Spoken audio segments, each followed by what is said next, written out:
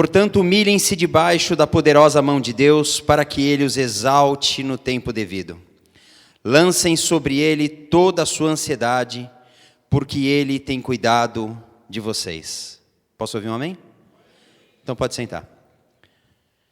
Para sermos rápidos, aproveitar o nosso tempo, um dia frio, uma noite fria, acredito que deve ter segurado muita gente em casa. Tem dias que a gente diz assim, se não fosse por sermos cristãos, nós também não sairíamos de casa numa temperatura dessa. Para mim, sair de casa e vir aqui para Alphaville é uma bênção, porque lá em São Roque está muito frio, gente.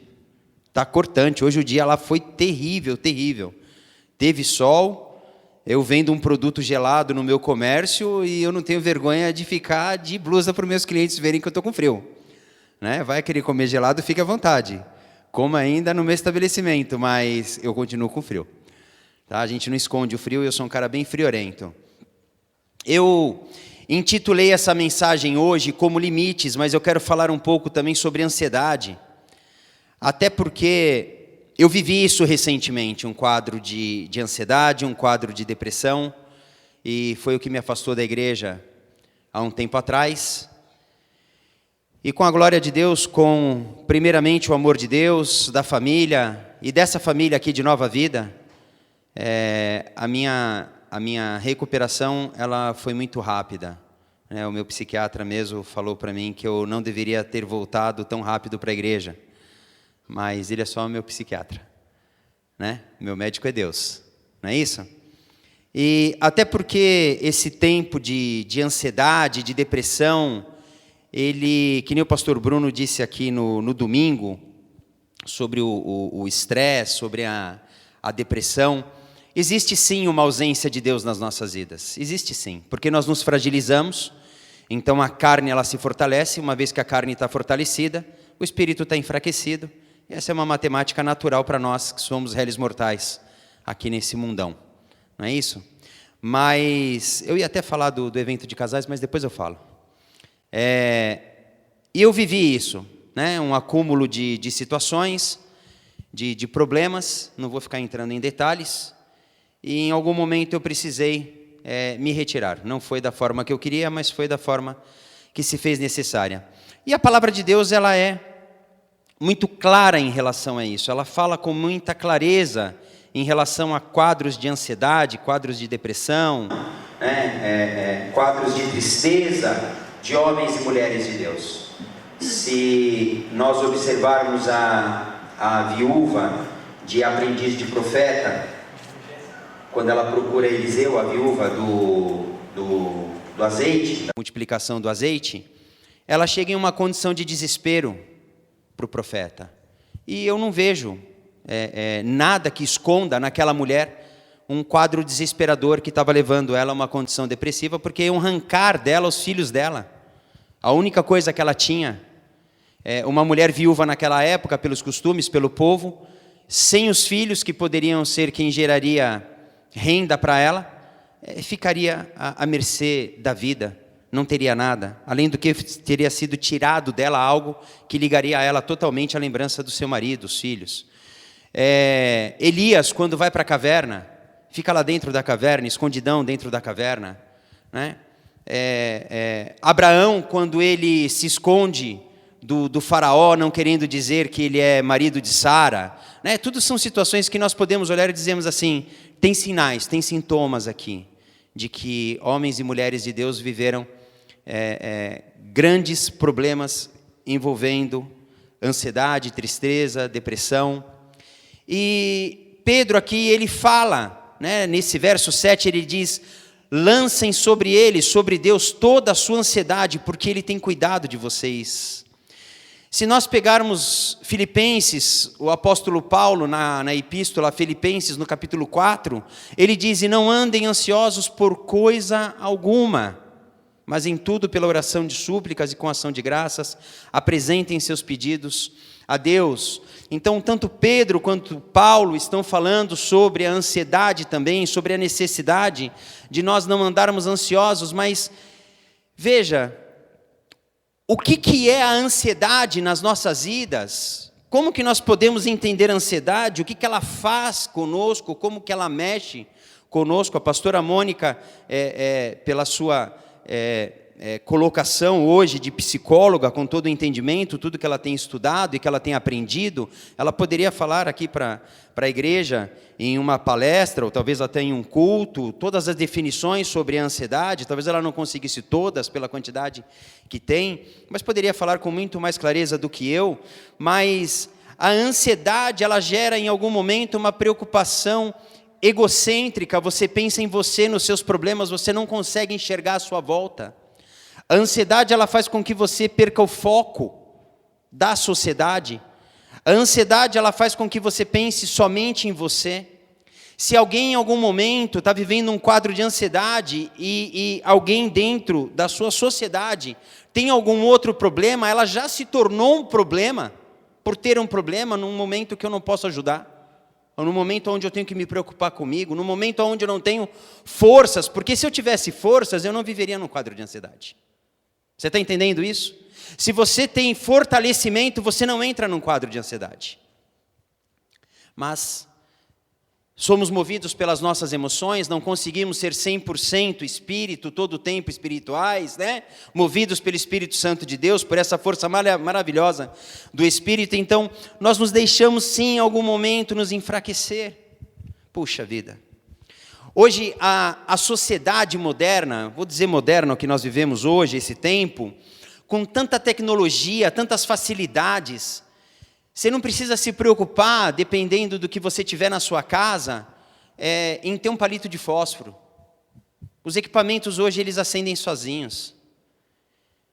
Dependendo do que você for fazer, ele não vai gerar fogo, ele vai gerar simplesmente energia. A própria eletricidade vai aquecer ou preparar um alimento para você. Você não precisa nem estar presente. Se você tiver lá uma panela elétrica para fazer um arroz, ou fazer um feijão, ou fazer uma carne, você programa, fazer um café, você deixa ali e ele faz para você. Não, eu quero tomar um café amanhã às 5h30 da manhã, porque eu vou acordar às 5, vou tomar um banho, e quero um café às 5h30 da manhã. Se você tiver o equipamento certo, acontece. Vai acontecer, vai ser feito. Hoje, nós temos muitas coisas que facilitam a nossa vida, né? Muitas coisas que geram facilidades. Hoje a comunicação ela é algo muito rápida, muito rápida. A tecnologia ela se atualiza todos os dias.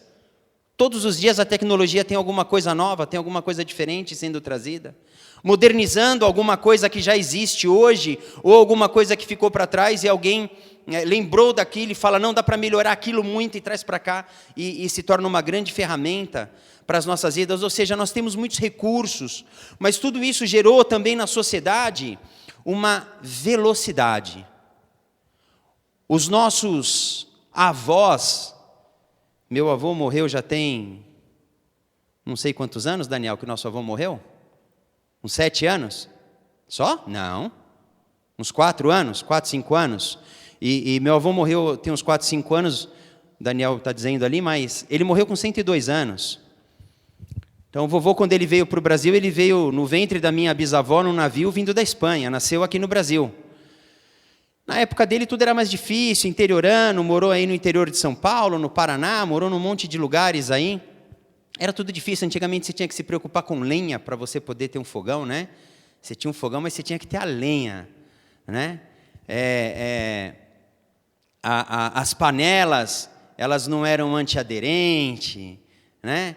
O tipo do alimento que você não tinha uma variedade muito grande de alimentos, porque você não produzia tudo, ou às vezes na sua região não se produzia alguns tipos de alimento. Então, antigamente as pessoas, elas não tinham uma velocidade para as coisas, elas eram muito mais tranquilas, muito mais serenas, mas também existia ansiedade. Também existia depressão.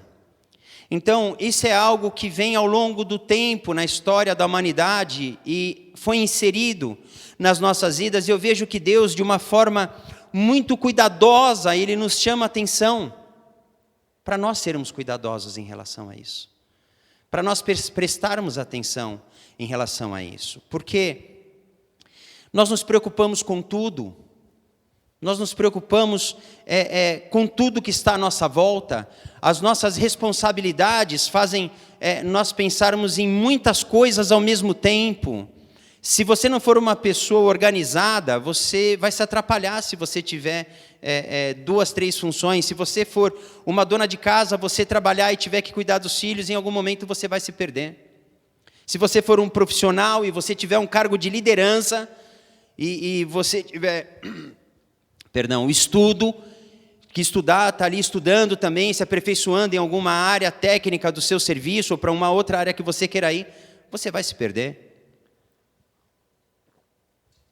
A nossa rotina, ela nos fere.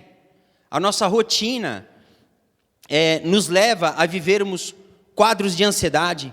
Você vê que às vezes as pessoas aparecem aí, em tantos casos, pessoas que saem da sua rotina, de repente, e algo acontece ruim, né? Quantos casos nós já vimos de pais que deveriam ter deixado seus filhos na escolinha, mas mudaram alguma coisa no seu trajeto, mudaram alguma coisa na sua rotina e acabaram esquecendo a criança dentro do carro. E, infelizmente, nós vimos casos aí de crianças que vieram a óbito. Ou seja, nós vivemos muita correria, nós queremos informação com muita rapidez. Às vezes, é até engraçado, ontem o WhatsApp foi bloqueado. Eu digo que quando o WhatsApp é bloqueado, nós temos paz na terra. Bloqueio o WhatsApp é paz na terra. Como é gostoso isso. Eu estou negociando comigo mesmo, e em algum momento eu vou sair de todos os grupos de WhatsApp. Eu não vou mais responder Facebook, eu vou voltar para a caverna, mas eu não vou estar depressivo, tá bom, pastor? Amém? Tá? Mas é muito complicado você ficar o tempo inteiro, não vou fugir do que eu ia falar. Ontem no Face, né, bloquearam o WhatsApp, e aí no Face apareceu lá, já aparece uma tirinha, né? Uma amiga falando com a outra. Oi, amiga, ficou sabendo que bloquearam o WhatsApp? Só que já tinha bloqueado. Aí ela já manda uma outra mensagem embaixo. Amiga, você está aí? Aí ela já manda uma outra mensagem. Você não vai responder? Ah, tá bom, então não fala mais comigo. Só que a outra não tinha como responder, estava bloqueado, gente. Vocês entenderam? Ela mandou a mensagem falando para mim, vamos bloquear o WhatsApp, só que já estava bloqueado, então a outra não recebeu. Aí ela, em 1 minuto, ela mandou todas essas mensagens, já ficou chateada e não queria mais a amizade da amiga dela, porque não respondeu. Né? Então, nós temos essa facilidade de comunicação, e mesmo assim nós vivemos estressados, nós vivemos cansados, nós vivemos fadigados. E esse nosso cansaço físico, humano, mental, ele acaba mexendo com o nosso relacionamento com Deus. Ele acaba mexendo com algo que para nós é importantíssimo, que é um tempo precioso, desde o momento que nós acordamos até o momento que nós dormimos, que é um tempo que nós devemos ter ele por inteiro de relacionamento com Deus. E a ansiedade, ela nos tira isso, ela arranca de nós essa liberdade de nós nos relacionarmos com Deus. Nós colocamos então os nossos problemas e as nossas lutas e as nossas dificuldades no alcance do nosso braço, esquecemos de lidar os nossos problemas com Deus. Eu estava vendo uma revista de economia, que ela diz que o Brasil, eu vi na revista de economia e cheguei aqui, comentei com o pastor Cláudio, nós fomos ser curiosos e descobrimos lá em cima.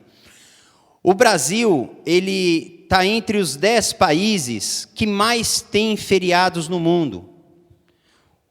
O Brasil, ele é o 7º país com a maior quantidade de feriados durante o ano. Ele tem 35 feriados.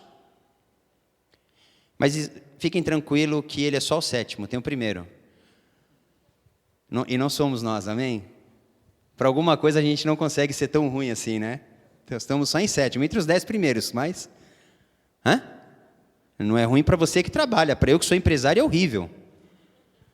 Né? Para o empresário é horrível.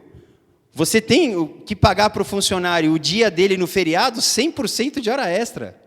Não tem o que fazer. Né? Mas não esquenta não, aqui tá bom, são só 35. Na Rússia são 40. 40 dias. Aí nós temos um fim de semana com 2 dias para descanso, que não é uma regra para todo mundo, tem quem trabalha fim de semana, tem quem trabalha à noite, mas temos 2 finais de semana, ainda temos nesses feriados as emendas, quando cabe uma emenda, olha, 4 dias de feriado, 4 dias de descanso, né? Como tem gente sorrindo, por causa disso.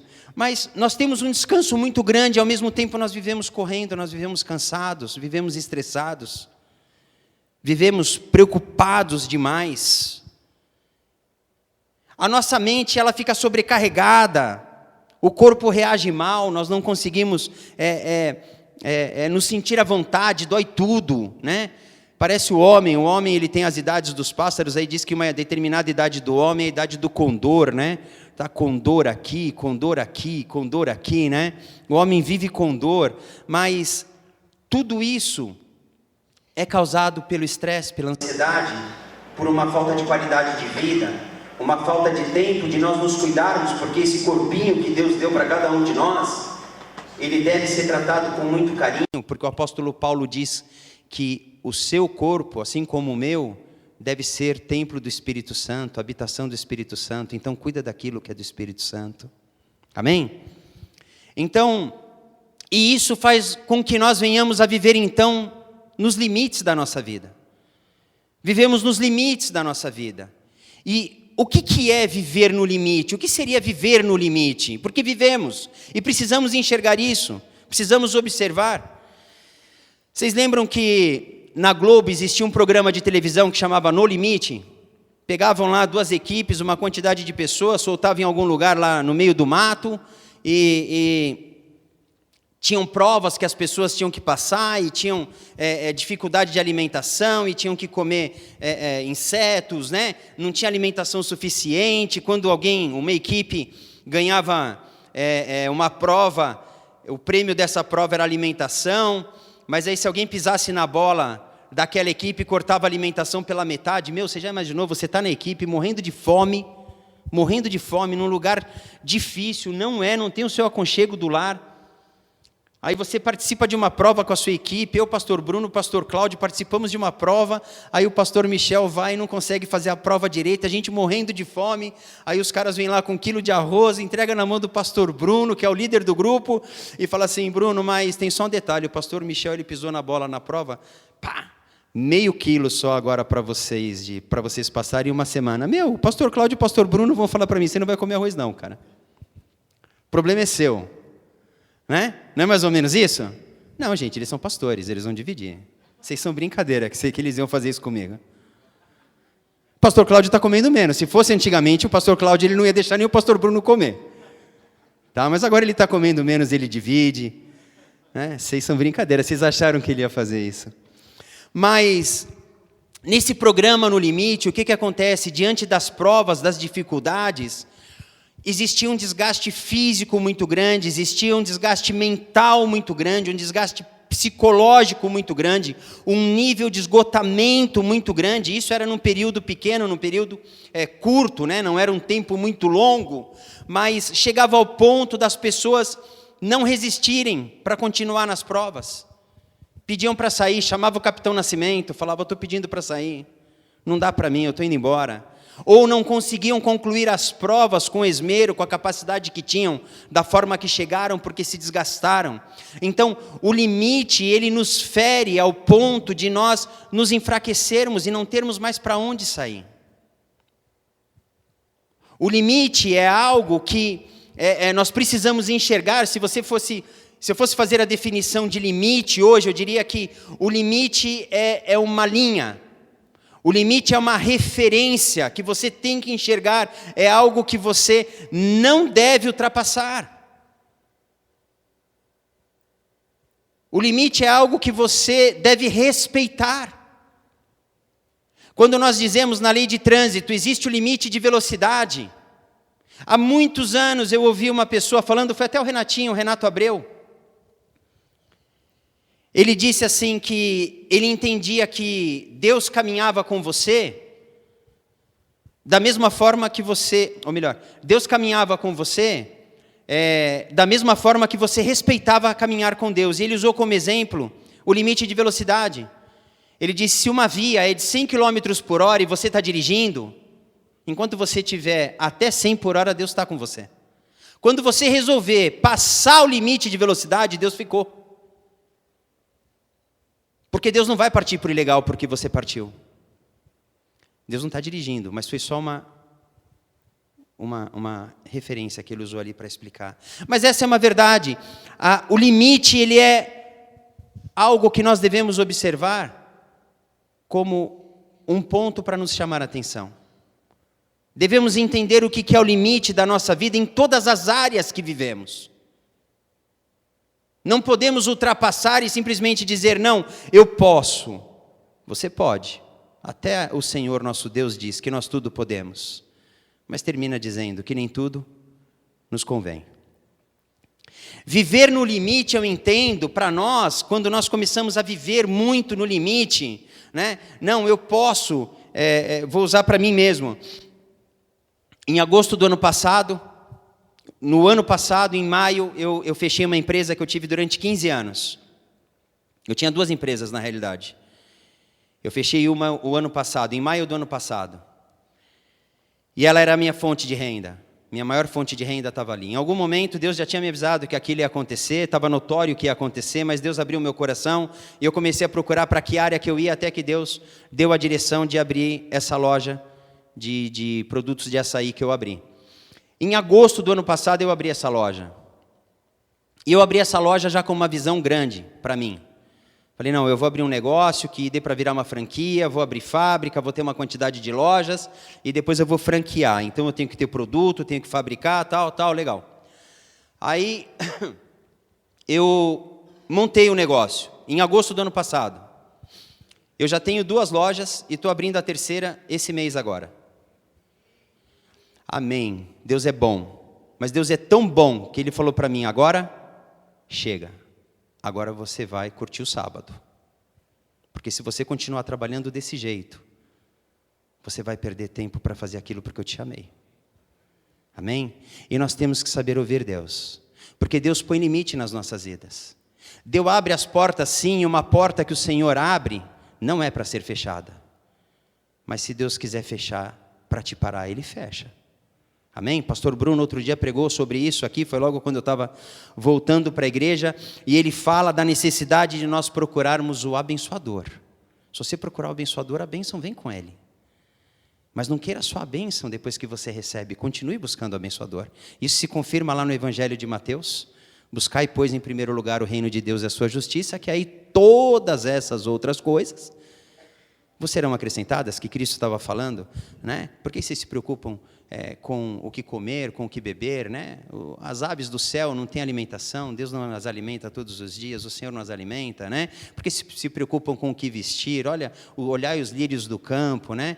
Então, nós não temos que nos preocupar mesmo com essas coisas. Quando você busca o abençoador, as bênçãos vêm. Mas quando a bênção vem e você começa a falar assim, eu estou tremendamente abençoado e eu vou correr com essa bênção, toma cuidado que você pode estar passando do limite. Aí você começa a entrar num quadro de estresse. Aí você começa a entrar num quadro depressivo. Aí você começa a entrar num quadro de ansiedade. E aí todas essas coisas vão te afastando do abençoador. E você não nota o que está acontecendo. E quando você vê, você já está enfraquecido. Não quer dizer nem que a bênção vai ser tirada. Mas quer dizer que você não vai conseguir aproveitar a bênção. Porque você passou do limite. E o limite não é para nós passarmos. Eu vejo que quando nós dizemos assim, eu estou sufocado, estou vivendo no limite. Viver no limite, eu entendo que é a soma dos nossos problemas acumulados. Quando a gente vai deixando eles chegarem, se acumularem, você vai somando os seus problemas e não vem solução. Aí você tem que parar e observar e dizer, eu estou vivendo no limite. Eu não posso estar no limite. Se você pegar como referência filmes épicos aí, antigos, que mostram os combates medievais, na época dos castelos, o que os caras tinham, assim como tem hoje, mas falando de algo fácil para entender, o alcance das armas naquela época, que eram pedras lançadas com catapultas, ou então arcos e flecha, né? Flechas lançadas, tinha um limite. Então você chegava, deixava o inimigo te ver lá no castelo, você colocava o teu exército aqui, ele olhava também, Você pensava que você estava intimidando ele com o tamanho do teu exército, mas ele sabia que ele estava te intimidando com a fortaleza dele, e ele tinha o alcance do limite. Ele conhecia o território. Ele sabia exatamente que se você passasse de algum ponto, você se tornava vulnerável, porque você passou do limite. Então nós precisamos entender que o nosso limite é algo que nós precisamos enxergar em todas as áreas da nossa vida, na profissional, na área sentimental, na área espiritual. Nós devemos tomar cuidado com aquilo que nós fazemos. Devemos tomar cuidado com aquilo que nós falamos. Devemos tomar cuidado com aquilo que nós assumimos. Em todas as áreas. Não existe relacionamento, estou falando de casamento agora, mas qualquer outro tipo de relacionamento. Não existe relacionamento que aguente durante tempo demais uma condição frustrada, insegura, incômoda. Qual mulher ou qual homem que aguenta um cônjuge chato, que não soma, que não agrada, que não elogia, que não traz alegria para o relacionamento? Quem aguenta isso? Ninguém aguenta. Não quer dizer que como cristãos nós temos que entender que essa é a oportunidade para nós nos separarmos. Não, essa é a oportunidade para você procurar ajuda. Tudo para o cristão, quando se vive o limite, existe ajuda. O cristão primeiro ele tem que entender uma coisa: o cristão não é um ser só. O cristão não é um ser sozinho. Primeiro, ele deve ter o Espírito Santo de Deus. Segundo, se ele estiver enfraquecido para poder interagir com o Espírito Santo, procure outro cristão. Procure um cristão de verdade. Nós temos uma responsabilidade muito grande como pastores, porque nós estamos aqui muitas vezes para aconselhar situações que nós não sabemos como aconselhar em primeira instância. Mas nós estamos aqui. Porque uma vez que a ovelha nos procura e pede ajuda, a gente tem que dar a mão. A gente tem que estar disposto a ajudar. E a gente sabe que de alguma forma, uma vez que uma pessoa nos procura, ela sente a necessidade de segurança. E você vai encontrar. Eu insisto muitas vezes falando desse ministério de Nova Vida e dessa igreja, que aqui se busca crescimento de conhecimento em muitas áreas para ampararmos a igreja. Aqui nós podemos dizer sim, que somos uma igreja família, somos sim. Ninguém tem o direito de tirar isso de nós. Ninguém. Temos defeitos como qualquer outro, mas somos uma igreja que nos preocupa sim com famílias, se preocupa sim com pessoas, se preocupa sim com vidas, porque esse é o Evangelho de Jesus Cristo. É se preocupar com vidas. E nós também temos que nos cuidar, para não chegarmos no limite. Nós não podemos nos deixar só, perdidos, à beira de um abismo. Porque quando você chega no limite, é a mesma coisa que se você estivesse se lançando num abismo, você não consegue voltar. É muito difícil voltar. Quando você passa do limite, você se torna vulnerável. E você tem dificuldade para poder voltar. Entenda uma coisa.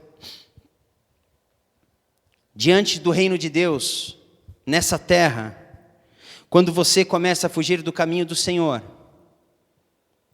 você parar e voltar, não é vergonha, é vitória. Diante do caminho do Senhor, diante do reino espiritual, do reino de Deus nessa terra, quando você começa a se desviar do caminho do Senhor, pode ser em atitudes, em comportamentos, pode ser de qualquer situação, de qualquer forma. Você deve parar e deve voltar para a presença do Senhor. Isso não é uma vergonha. O diabo vai falar para você: não volta. Você vai ser humilhado, você vai ser constrangido. Você vai ser um derrotado, você vai ser um fraco se você voltar. Não volta. Continua, uma vez que você começou, vai em frente. Eu quero dizer para vocês uma coisa. Quando você estiver se afastando da presença do Senhor, volta. Volta, porque esse tempo que eu vivi fora da igreja, eu tive que ter muito cuidado para eu não me perder. Eu tive que ter muito cuidado para que eu pudesse voltar. Eu recebi muitas palavras de carinho, muitas palavras de amor, muitas palavras que me fortaleceram. E não pense vocês que em algum momento nós nos sentimos tristes, desamparados, também não nos sentimos desprezados, sentimos sim. Esse é o mal da ansiedade, da depressão. Nós nos confundimos demais com os nossos sentimentos. Não viva no limite. Diga para o Senhor: Senhor, o limite é teu, não é meu. Enquanto você quiser seguir na direção do limite, sem que o Senhor vá com você, você corre um grande risco de passar. Agora, se o Senhor for contigo, você não vai correr risco nenhum. Não existe a possibilidade de você correr risco nenhum. Algo me chamou a atenção quando eu preparava esse sermão. E eu fui pesquisar o que era o mal do século. Já ouviram falar no mal do século? Já ouviram falar do mal do século? O mal do século é uma expressão original de Chateaubriand. E ela foi utilizada como um tópico literário para se referir à crise de crenças e valores desencadeadas na Europa no século XIX. Isso é muito interessante falar sobre isso, porque essa origem dessa crise de crenças e valores, ela existe até hoje. E ela gera consequências terríveis. Eu vou ler para vocês aqui, diz assim: trata-se de um sentimento de decadência, de tédio, de desilusão e melancolia, da inutilidade e futilidade da existência que afetou profundamente os jovens e permeou na literatura da época. Depois diz assim que existiu um outro termo do mal do século, uma outra pessoa, que chama Werther, que é um alemão. Ele foi mais representativo ainda nesse mal do século, onde ele conseguiu inserir na sociedade uma abstinência de Deus, de família, de grupo tão grande, que ele produziu naquela época uma onda de suicídios imitados. As pessoas se matavam da mesma forma, porque não tinham mais nada que o segurasse. Não existia mais Deus, não existia mais família. Esse movimento gótico que existe hoje, ele é a origem desse movimento do mal do século, falado por Chateaubriand. O vazio, a solidão, o descaso, a falta de relacionamentos com pessoas de outros grupos, e até com o seu próprio grupo, a tristeza. Você vê que essas pessoas que participam desse movimento gótico se vestem de preto, se fantasiam, né, com pinturas pretas no rosto, um total abandono, buscam as trevas, buscam a escuridão. Cultuam sim o satanismo. Mas só que se nós pegarmos o que eu falei aqui no começo, sentimento de decadência, tédio, desilusão e melancolia, não nos leva também a uma crise depressiva, isso? Também não nos coloca dentro de uma crise depressiva? O mal do século nos leva à destruição. O psiquiatra Augusto Cury, já ouviram falar de Augusto Cury? Ele é um ex-ateu, que se converteu. Entra lá na internet e coloca Augusto Cury, psiquiatra, e vê o testemunho dele de conversão. Eu falo para vocês, façam isso. É muito legal ver o testemunho dele. Muito interessante, é uma entrevista. É muito interessante. E Augusto Cury, ele diz que o mal do século é a ansiedade. O mal do século é a ansiedade. A ansiedade nos afasta de um relacionamento com Deus. A ansiedade nos afasta de um relacionamento com as pessoas. A ansiedade nos afasta de um relacionamento dentro da nossa própria casa. Não existe alegria. Você não consegue ter alegria com o cônjuge, com os filhos, com os pais, com os irmãos. Você não consegue ter alegria. E isso vai minando a nossa vida espiritual. Isso vai minando o nosso relacionamento com Deus. Isso vai minando o nosso relacionamento com pessoas. O que somos nós aqui hoje, com eu trazendo o sermão e vocês ouvindo, se não uma reunião do corpo de Cristo em adoração à palavra do Senhor? O que somos nós aqui hoje, se não discípulos que querem alcançar a palavra do Senhor, assim como quando Cristo trouxe aos seus discípulos? É a mesma palavra, é o mesmo mover de antes e para hoje, tem que ser o mesmo. E por que para alguns o esforço para estar aqui vale a pena e para outros não? Qual é o elemento motivador que existe na vida de alguns para estar aqui e para outros não?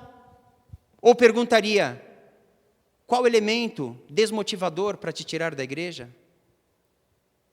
3 horas por semana para oferecer culto ao Senhor em unidade no corpo de Cristo num domingo é muito pouco.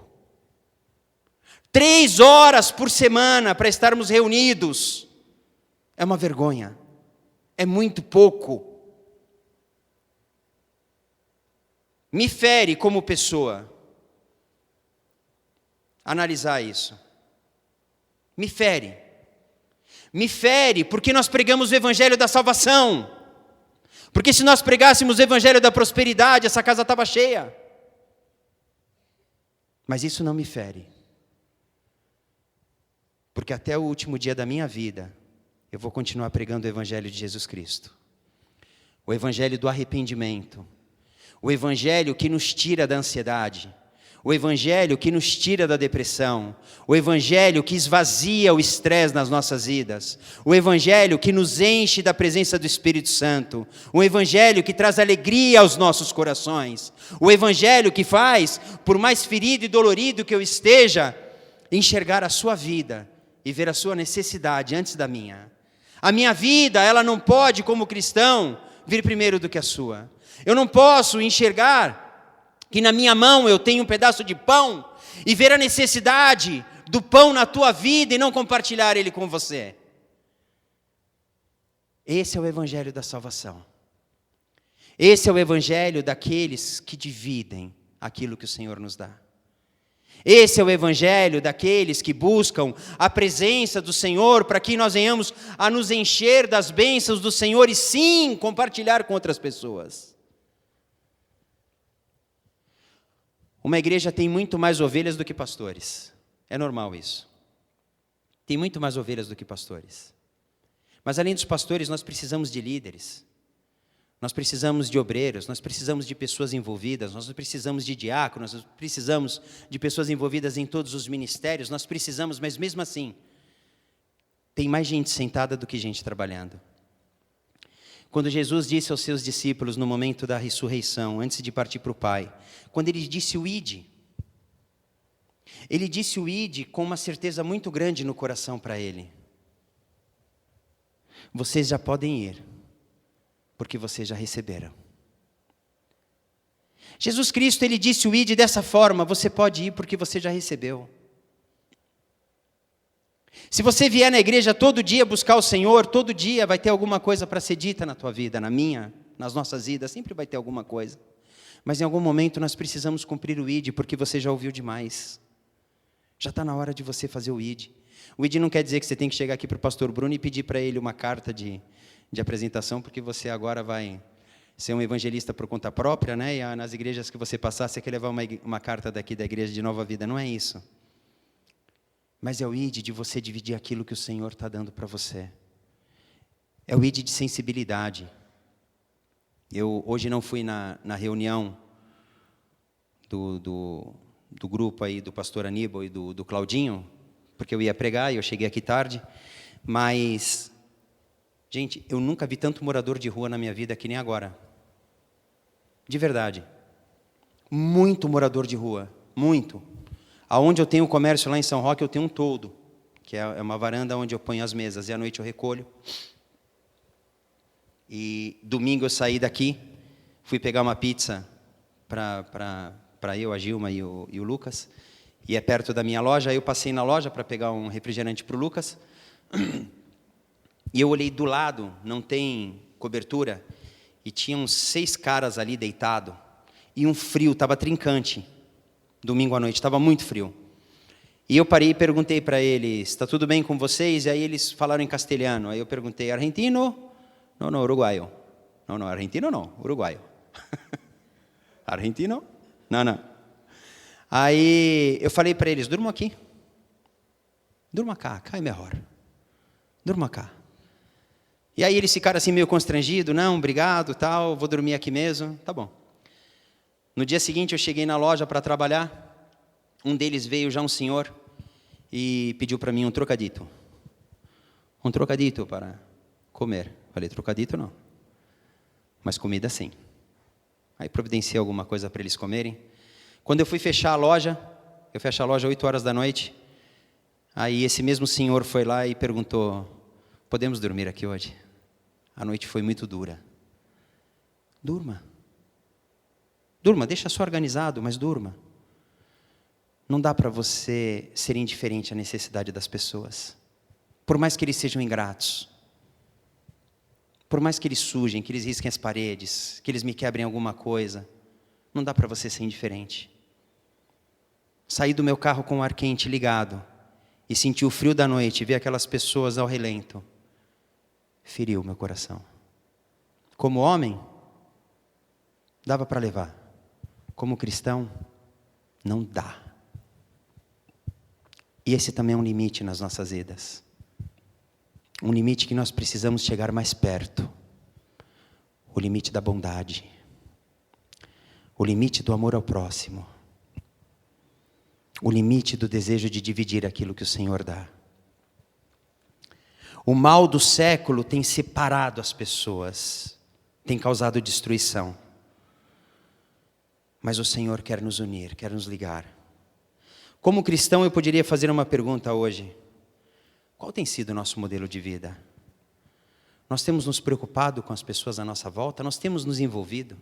Nós temos nos deixado conhecer e sermos conhecidos? Nós temos estendido a mão? Nós temos voltado? Nós temos enxergado que estamos saindo do caminho? Temos? Precisamos entender uma coisa. O limite é algo perigoso que pode confundir a nossa forma de enxergar. Mas existe um amor vindo de Cristo que nos restaura e nos permite recomeçar todos os dias das nossas vidas. Todos os dias das nossas vidas. Em Filipenses 4, 6 e 7 diz assim, não ande ansiosos por coisa alguma, mas em tudo pela oração e súplicas e com ação de graças, apresentem seus pedidos a Deus. Mas no verso 7 diz assim, e a paz de Deus que excede todo entendimento, guardará os seus corações e a sua mente em Cristo Jesus. Nosso coração e nossa mente precisam ser guardados por Cristo para que nós venhamos a ter paz. Às vezes está faltando paz, nós estamos vivendo no limite porque nós não estamos com o nosso coração e a nossa mente guardadas em Cristo Jesus.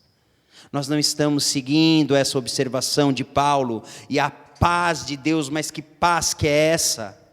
Que paz que é essa? Não é um estado mental, psicológico, mas é uma tranquilidade interior baseada na paz de Deus habitando em você. Na paz do Senhor habitando em você. É um estado pacífico que você passa a viver. Um estado onde as coisas não te incomodam, onde você promove a paz, onde quando você vê a discórdia batendo na sua porta, você fecha, você se afasta, você volta para a direção, para a presença do Senhor. É um estado tão pacífico que ele gera em você a certeza de que os seus pecados são perdoados no Senhor. Você não consegue partir para a discórdia, você não consegue partir para a individualidade, para o egocentrismo, para o interesse próprio, não. É uma paz, um estado que gera dentro de você, que você tem amor por vidas, porque você se sente amado por Deus. Porque não existe mais acusação sobre a sua vida, não existe mais denúncia sobre a sua vida. Qual de nós aqui não é um pecador? Qual de nós aqui tem o direito de dizer que não pecamos, que não erramos? Qual de nós? Só se num momento de loucura. Todos nós pecamos, mas precisamos ter alegria no nosso coração, em saber que o Senhor nos perdoa. nos purifica de toda condenação. A paz, que é o inverso da ansiedade, olha que coisa interessante, a paz, ela é o inverso da ansiedade, ela é uma tranquilidade que advém quando o crente entrega todos os seus cuidados a Deus em oração e já não mais se preocupa com eles. É difícil pregar isso daqui hoje, para mim foi um desafio. Ontem eu recebi uma notícia muito ruim, muito ruim. E eu falei para Deus, eu não aceito, Senhor, não é justo. Eu sou teu filho, não é justo isso, Pai. E aquilo quis incomodar o meu coração. E eu peguei a minha esposa e nós fomos orar e eu falei, Senhor, só o Senhor. O meu braço não se estende para essa situação, porque isso é com o Senhor. Se eu procurar consertar isso de alguma forma, eu posso até bater na trave para acertar. Mas se o Senhor procurar consertar isso, está confirmado, vai ser a nosso favor. Eu vim para cá hoje pregar algo que eu estou vivendo. A certeza de que Deus está à frente da minha vida. A certeza de que eu não vou me deixar abalar novamente. A certeza de que tudo aquilo que tirou o centro da minha visão não vai me incomodar novamente. A certeza de que eu posso contar com a igreja. Mas acima de tudo a certeza de uma paz de Deus, que enche o meu coração de alegria, assim como o pastor Bruno falou, porque temos a enfermidade, se o Senhor levou consigo as nossas enfermidades, por causa do pecado do mundo, então quer dizer que nós estamos em pecado quando estamos enfermos? Talvez sim, necessariamente não, o pecado está no mundo, sofremos as consequências do mundo, vivemos nesse mundo, mas enfermidade, processos, relacionamentos, nada é maior que meu Deus. Nada pode ser maior que o meu Deus. Então, essa paz que jamais me preocupa em relação aos meus pecados, porque eu sei que Deus me perdoa, que Deus cuida, que Deus me une. Em Romanos 5, 1 e 2 diz assim, tendo sido, pois, justificados pela fé, temos paz com Deus por nosso Senhor Jesus Cristo, por meio de quem obtivemos acesso pela fé a esta graça na qual agora estamos firmes e nos gloriamos na esperança da glória de Deus. Nós somos justificados pela fé e temos paz com Deus. Paz com Deus. Você pode dizer assim, eu tenho paz com Deus. É um tempo que nós precisamos viver para que a ansiedade não bata na nossa porta e nós venhamos a dizer para ela, entra porque você é meu convidado hoje. Não. Dizer tudo aquilo que me causa ansiedade hoje tem que se afastar da minha vida, porque existem limites. Existe um tempo para nós dizermos, eu preciso voltar para um tempo de intimidade com Deus. Um novo relacionamento com Deus nós vivemos. Através de Cristo Jesus, dessa esperança da glória de Deus, nós vivemos um novo relacionamento. Antes nós éramos inimigos do Senhor pelo pecado. Depois de Cristo Jesus, não, nós nos tornamos amigos. Colossenses capítulo 1, dos versos 21 a 23 diz assim, antes vocês estavam separados de Deus e em suas mentes eram inimigos por causa do mau procedimento de vocês. Mas agora ele os reconciliou pelo corpo físico de Cristo, mediante a morte, para apresentá-los diante dele santos, inculpáveis e livres de qualquer acusação. Somos livres, nos tornamos amigos do Senhor.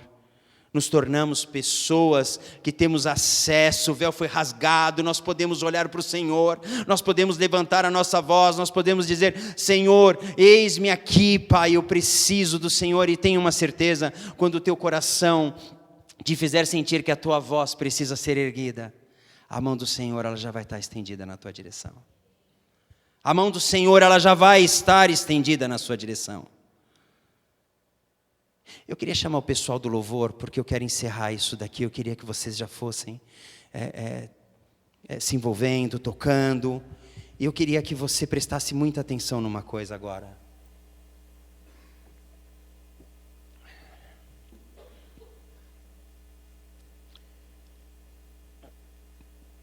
Quando nós chegarmos ao limite, presta atenção em mim aqui. Quando nós chegarmos ao limite, Quando você disser assim, eu não aguento mais,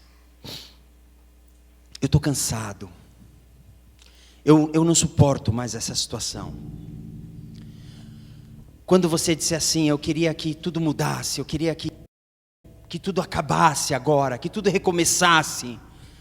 Quando você estiver numa situação prisioneira dos seus sentimentos confusos, tristes, perturbados, enfraquecido na fé,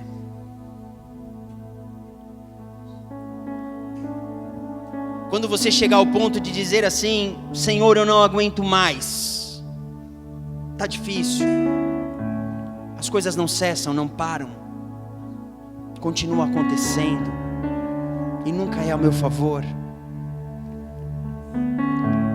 Quando você chegar ao limite, mas ao limite mesmo, entenda uma coisa.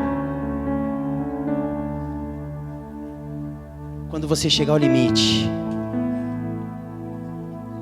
limite, Deus chega com a providência. Você entendeu isso? Quando você chegar ao limite de dizer, Deus, não dá mais, está difícil, esse é o meu limite, físico, mental, emocional, eu não suporto mais, simplesmente creia, porque o Senhor já tem a solução para os nossos limites. Não se permita chegar no limite sem levar Deus contigo. Você só tem o direito de chegar ao limite de uma situação se você tiver entregado o controle primeiro para Deus e Ele te levar até lá. Não vá sem que Ele vá. Não duvide. Humanamente falando, nós somos fracos. Quantos homens de uma vida de pobreza enriqueceram e se tornaram milionários e de repente perderam tudo? Quantos homens, mulheres eu digo, nasceram em uma condição financeira muito próspera, muito abençoada, e ao longo dos anos da sua vida foram perdendo tudo aquilo que tinham? Quantas vezes nós achamos, Deus está me abençoando, é para eu continuar indo nas minhas prosperidades, e Deus está me abençoando, e eu preciso continuar indo, mas quando Deus disser, você está indo sem mim, então você para, olha para trás, volta e diz para o Senhor, eis-me aqui, Pai, sem o Senhor eu não vou mais. Eu estava indo sem o Senhor, Deus, mas eu não vou mais. Ali é uma zona de risco para mim, sem o Senhor eu não vou. Não importa qual seja a área da sua vida, Deus já tem as bênçãos reservadas para os seus.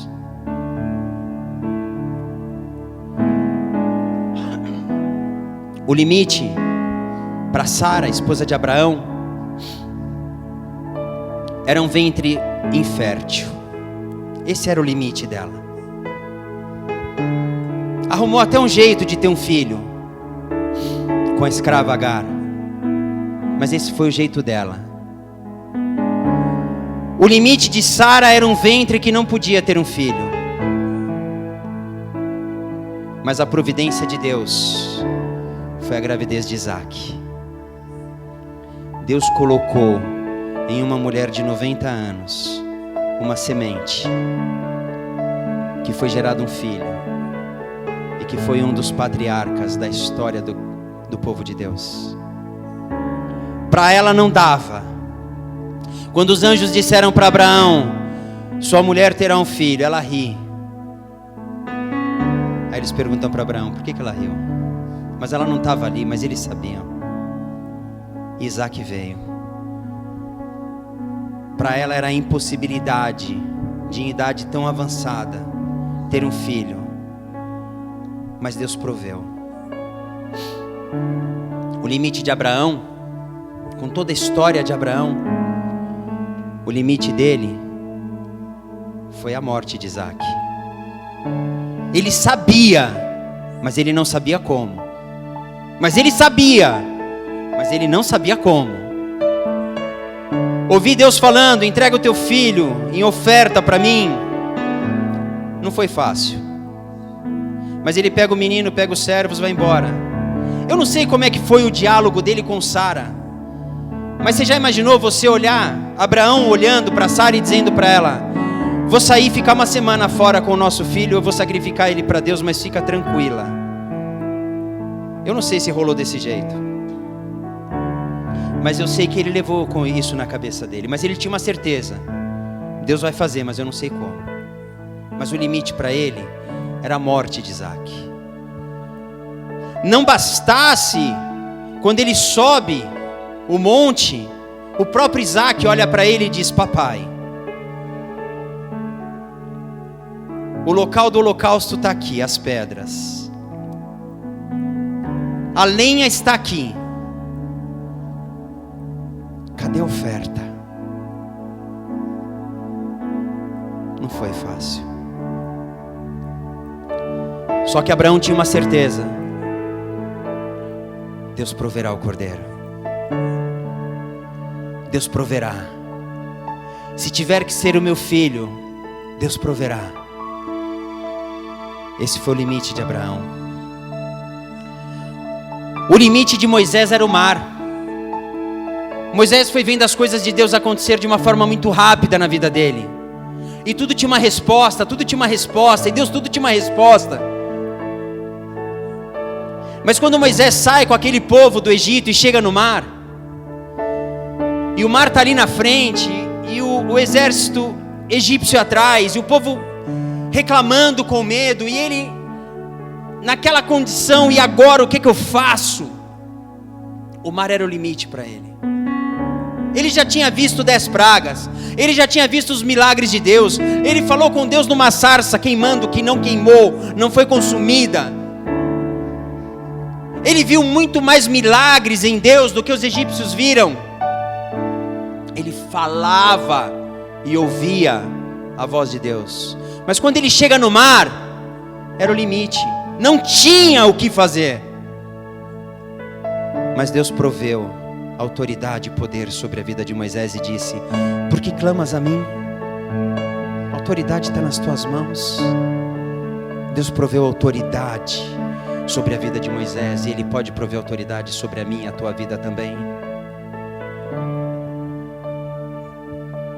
O limite de Ana não era só infertilidade. O limite de Ana, como o pastor Bruno gosta de brincar, era a Penina cantando,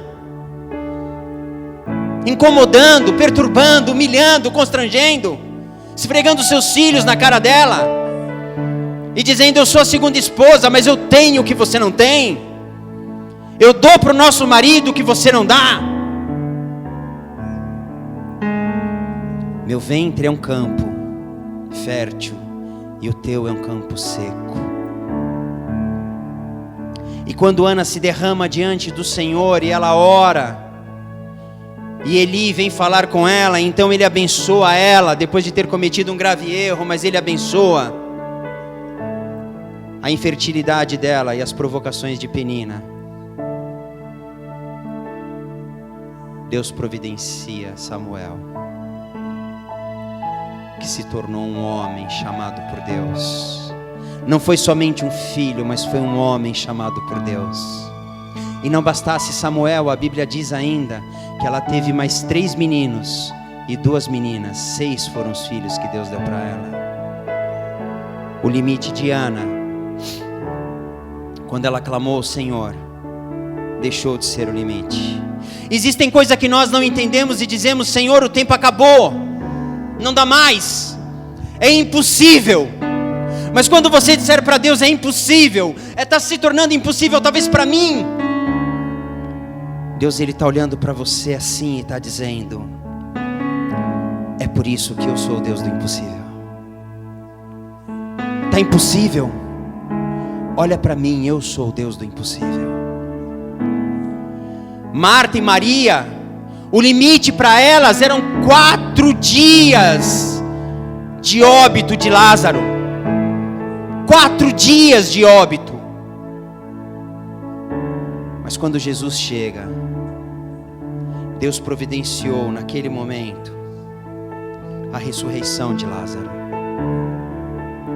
Cristo diz: tira a pedra. Marta diz: Senhor, mas já fazem 4 dias, ele cheira mal. Mas Cristo diz assim: Marta, Marta, igreja, se creres, verás a glória de Deus. Marta, se creres, eu te falei, Marta, se creres, você viria a glória de Deus. Talvez o nosso limite esteja sendo não crermos.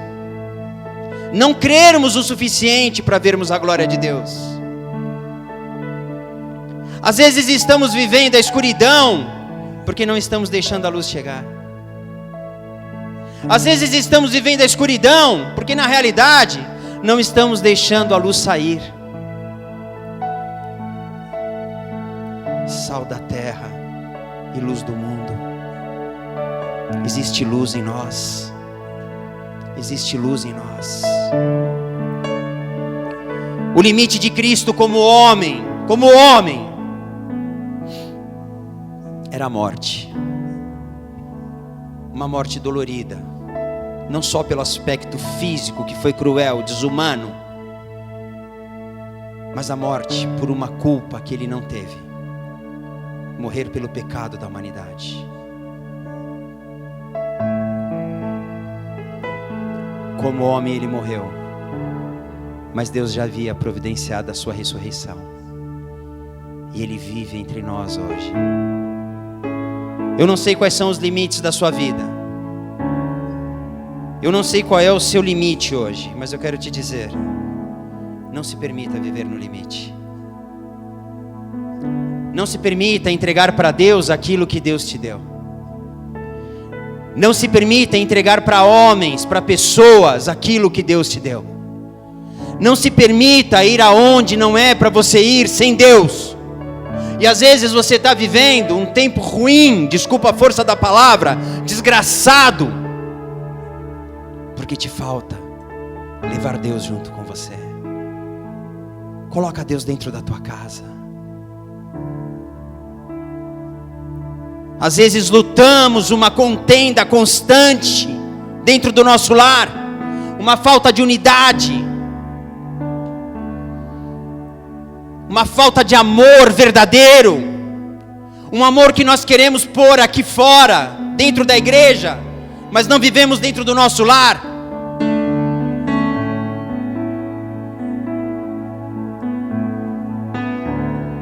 Porque nós estamos no limite de um relacionamento conturbado e não estamos levando Deus conosco.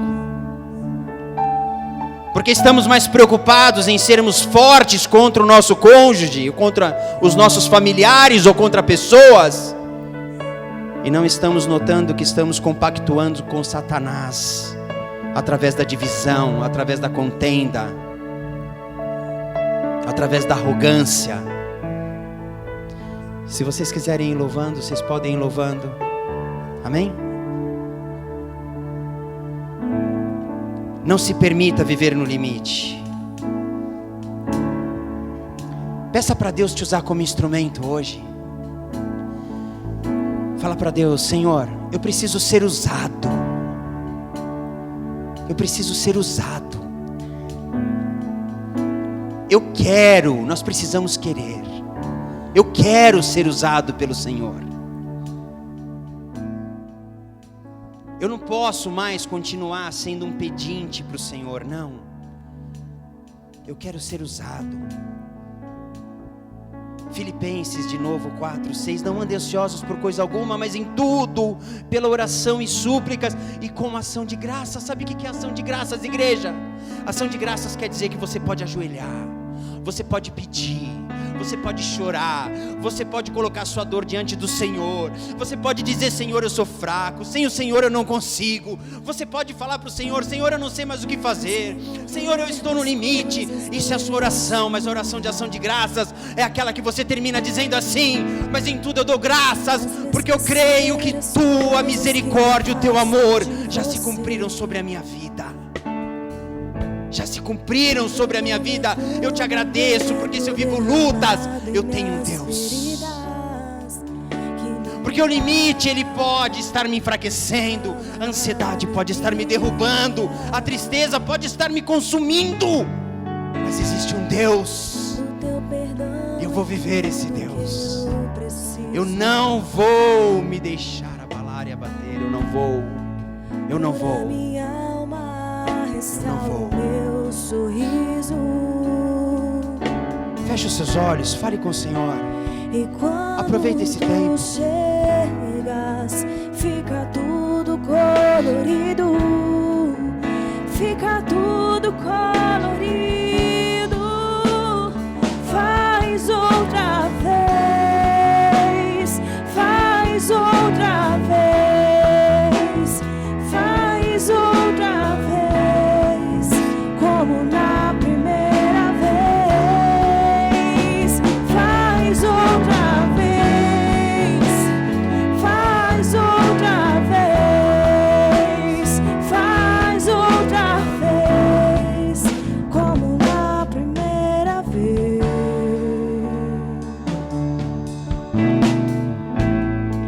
Faz-me morrer pras coisas deste mundo.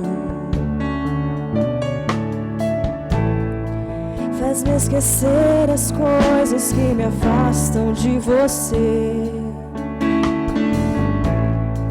Teu nome é como um unguento derramado em minhas feridas, que me cura, restaura a alegria. Do teu perdão é tudo que eu preciso. Minha alma, restaura o meu sorriso. E quando tu chegas, fica tudo colorido. Fica tudo colorido. Faz outra vez. Faz outra vez. Faz outra vez. Como na primeira vez. Faz outra vez, Senhor. Faz outra vez. Faz outra vez. Como na primeira vez.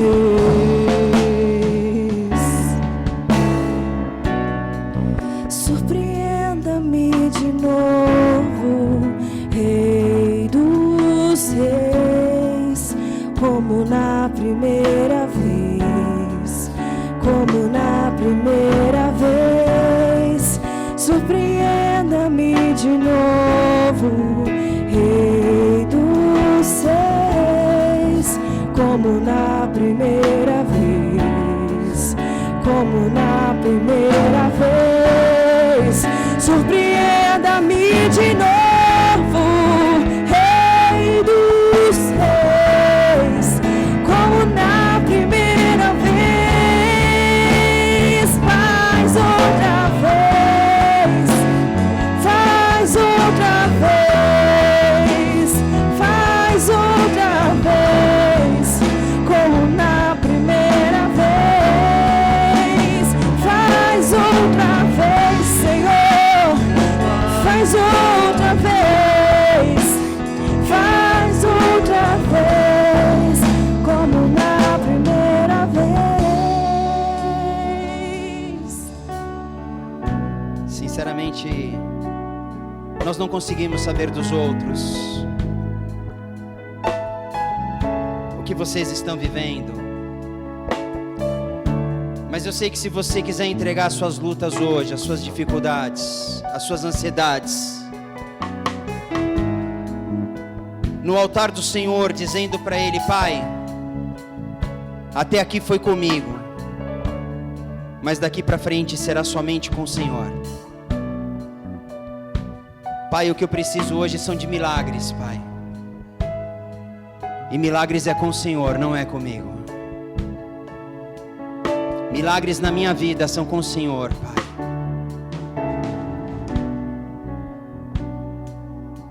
Se você tem algo que você quer entregar para o Senhor hoje, e dizer: Pai, é o limite para mim, eu não quero mais hoje. Eu não quero mais ir sozinho, eu não quero mais, Pai. Eu quero viver um tempo diferenciado na minha casa, Senhor, nos meus negócios, nos meus relacionamentos, no ministério, no meu chamado. Pai, comigo mesmo, eu quero ser um novo homem, uma nova mulher, com temperamento, com coração mudado, transformado, seguindo o exemplo de Cristo Jesus, Senhor, sendo renovado, transformado, Senhor, permitindo a renovação da minha mente, Pai, seguindo os teus caminhos, dizendo: toma o controle, eu volto, porque eu estava indo nessa direção sem o Senhor, mas hoje é com o Senhor, Pai, eu preciso. Se você tem algo para dizer para o Senhor dessa forma, põe as suas mãos no seu coração, eu quero orar. Pai, eu te peço em nome de Jesus, Senhor, começando pela minha vida, Pai, todos os caminhos que eu segui, Senhor, e que o Senhor não foi comigo porque eu não te levei. Primeiro, perdoa-me, Senhor. Depois, obrigado, Pai, porque é tempo de nos entregarmos diante do Senhor. Sempre há tempo, Senhor. Sempre há tempo. Sempre existirá e nós poderemos contar com a Tua boa mão estendida ao nosso favor.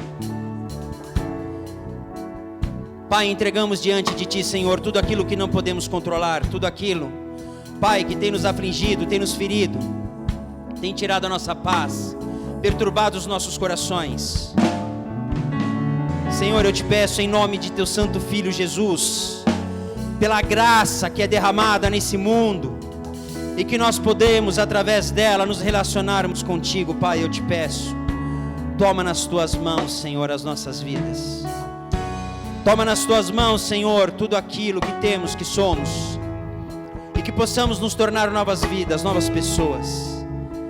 Possamos sim, Senhor, seguir um novo caminho. Possamos sim, Senhor, olhar para Ti diante das nossas orações, e mais do que pedirmos, dizermos: obrigado, Pai. Obrigado a Ti, Senhor, porque nós sabemos, cremos, temos a certeza que um novo plano de vida se estabelece para cada um de nós hoje. Um tempo onde o Senhor, mais do que a certeza que nós tínhamos, de que até aqui o Senhor nos sustentou, mas uma gratidão em sabermos que o Senhor estará conosco enquanto nós Te buscarmos, enquanto nós nos colocarmos apresentados diante do Senhor. E por isso eu te peço em nome de Jesus, cada vida, cada família, age, Espírito Santo, unge os lares, os negócios, unge a saúde do corpo, transforma, restaura, nos muda, Senhor, faz em nós um milagre, Pai, e através de nós nos usa, Senhor, para operarmos os Teus milagres nessa terra. Senhor, nos muda, nos transforma, nos faz novo, como barro na mão do oleiro, Pai. Quando ele se quebra, se espedaça, o oleiro tem oportunidade de fazê-lo novo, de novo. E nós queremos ser renovados essa noite, dizendo: Pai, nos faça bons homens, mulheres, para os seus cônjuges, bons pais aos nossos filhos, bons filhos aos pais, filhos Teus, pessoas que o Senhor se agrade conosco, Deus. E que diante da Sua alegria, Pai, nós possamos então estabelecer através de nós o Teu reino nessa terra. Um reino que vive e prega o evangelho da salvação, o evangelho do arrependimento que gera vida. Um evangelho que busca os perdidos e os aflitos, e que divide com os necessitados aquilo que temos, por menor que seja, Senhor, a nossa parte. Que tenhamos um coração abençoador, zeloso, um coração disposto, Pai, muito mais a dar do que a receber, Senhor, porque naquilo que precisamos, o Senhor nos suprirá, porque assim diz a Tua palavra. E por isso nós cremos e Te agradecemos pela palavra trazida aos nossos corações hoje, Senhor, pela oportunidade de sairmos daqui e termos uma semana ainda para viver e para mudar muitas coisas na história da nossa vida, começando pelo nosso relacionamento contigo, começando, Senhor, pela impossibilidade de irmos em direção ao limite sem que o Senhor vá conosco. Guarda-nos nessa noite, Pai, em toda a nossa vida. Abençoa a nossa volta para o nosso lar, Senhor, e nos agracia com a presença do Teu Santo Espírito habitando em cada um de nós, e na certeza de que isso é uma verdade para vivermos. Nós Te agradecemos e Te louvamos e aplaudimos ao Senhor, em nome de Jesus, em nome de Jesus. Obrigado, Deus, obrigado, Pai.